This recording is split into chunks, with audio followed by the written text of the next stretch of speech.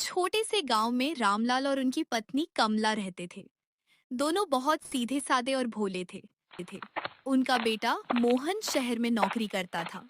कुछ समय पहले मोहन की शादी एक समझदार और संस्कारी लड़की सीता से हुई थी। लेकिन घर में एक और सदस्य थी, मोहन की बहन रीना। रीना बहुत चालाक थी। उसे सीता का सम्मान और सबका प्यार बिल्कुल पसंद नहीं था।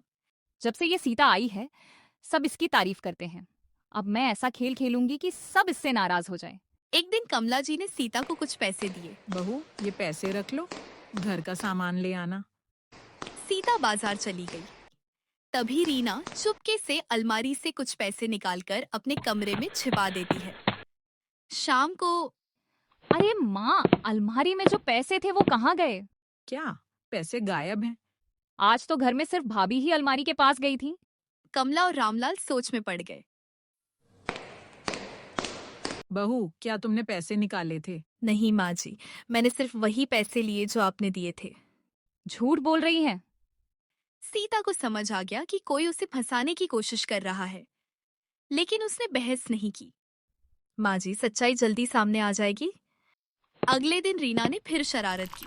उसने रसोई में दूध का बर्तन गिरा दिया, फिर जोर से चिल्लाई। माँ, भाभी ने सारा दूध खराब कर दिया। कमला दौड़कर आई, लेकिन इस बार सीता ने मोबाइल में रसोई का वीडियो दिखा दिया। वीडियो में साफ दिख रहा था कि दूध रीना ने गिराया था। रीना, ये क्या है? वो अब रीना और गुस्सा हो गई। उसने सोचा कि इस बार ऐसा जाल बिछाऊंगी कि कोई सीता पर विश्वास नहीं करेगा। उसने पड़ोस की चाची के सोने के कंगन छिपा दिए और अफवाह फैला दी। मुझे लगता है भाभी ने ही लिए हैं। गांव वाले भी बातें करने लगे, लेकिन सीता शांत रही। सीता ने ध्यान दिया कि हर घटना के समय रीना वहीं मौजूद रहती थी। उसने एक योजना बनाई। अगले दिन उसने सबके सामने कहा, माँ जी, मैंने एक कैमरा लगवाया है, अब जो भी सच होगा सामने आ जाएगा। ये सुनकर रीना घबरा गई। रात को वह छिपाए हुए कंगन निकालने गई। तभी, रुको रीना।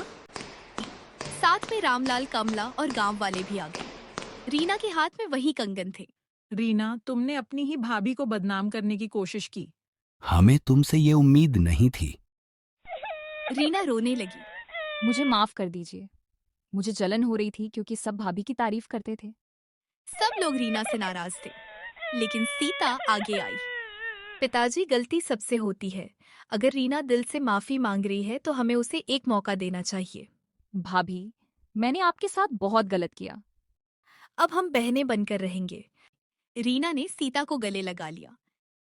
उस दिन के बाद रीना ने अपनी सारी बुरी आदतें छोड़ दी।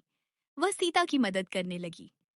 रामलाल और कमला को समझ आ गया कि सच्चा इंसान वही होता है जो मुश्किल समय में भी धैर्य और समझदारी से काम ले। सीख: झूठ और चालाकी कुछ समय के लिए जीत सकती है, लेकिन अंत में सच और समझदारी की ही जीत होती है।